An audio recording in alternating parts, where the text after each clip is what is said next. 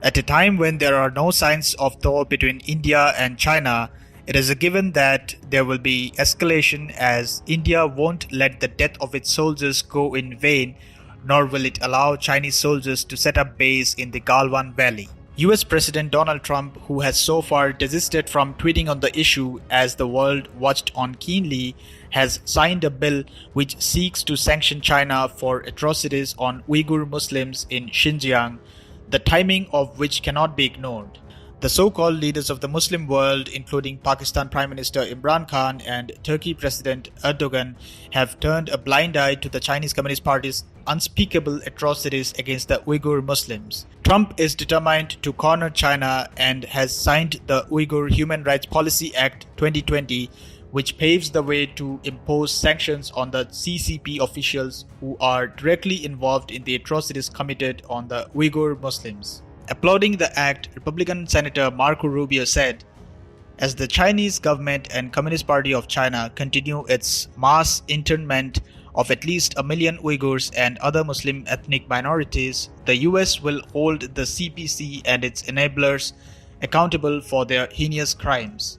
Senator Jim Risch, chairman of the Senate Foreign Relations Committee, added, "The internment of at least 1 million Uyghurs and other Muslim minorities is reprehensible and inexcusable, and the Chinese Communist Party and the government must be held to account."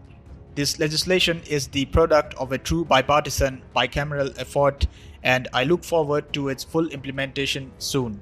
For the uninitiated, China's brutal crackdown on the Uyghur Muslims is gut-wrenching. Over 1 million Uyghurs are imprisoned in detention centers, which China calls re-education camps. In September last year, lawyer Hamid Sabi, speaking at the UNHRC headquarters in Geneva, claimed that the Chinese government is harvesting and selling organs from persecuted ethnic and religious minorities, including the Uyghur Muslims, who are being persecuted at an accelerated pace. China has a very low number of voluntary organ donors, at an average of just more than 100 per year. However, the number of organ transplants run into thousands. This number shot up in a big way only after 2004. In fact, a report says that in China over 60,000 to 100,000 transplants have been taking place annually, to the point that surgeons have lost count.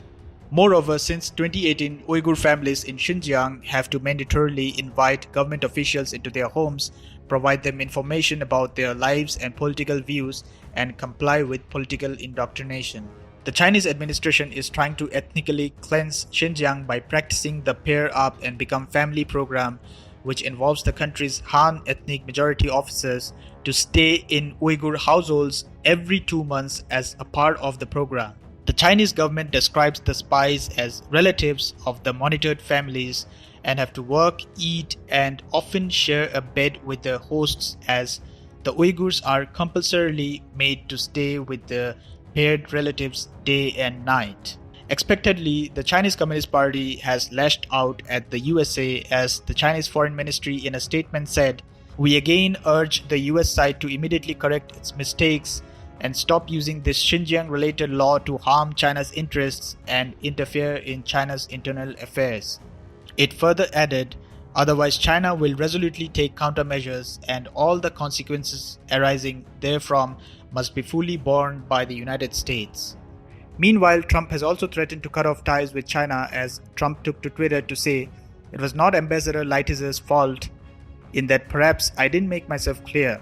But the US certainly does maintain a policy option under various conditions of a complete decoupling from China. Thank you." The timing of Trump's move to sanction CCP officials and also threaten to decouple from China is significant, as India and China are involved in the bloodiest clash in decades. On the other hand, US Secretary of State Mike Pompeo has expressed his deepest condolences to Indians for the loss of 20 brave hearts. He tweeted, "We extend our deepest condolences to the people of India for the lives lost as a result of the recent confrontation with China. We will remember the soldiers' families, loved ones, and communities as they grieve." Earlier, top US diplomat Alice Wells also said that the US will always stand with India against any Chinese aggression. Wells, who was the former Principal Deputy Assistant Secretary, took to Twitter to say that External rebalancing is critical. At the end of the day, it will be the US that stands with India in pushing back against constant Chinese probing of Indian sovereignty. Trump's move and his latest comment is a clear signal to China that the US will not tolerate China's misadventures, and it strongly stands with India amid the ongoing tensions.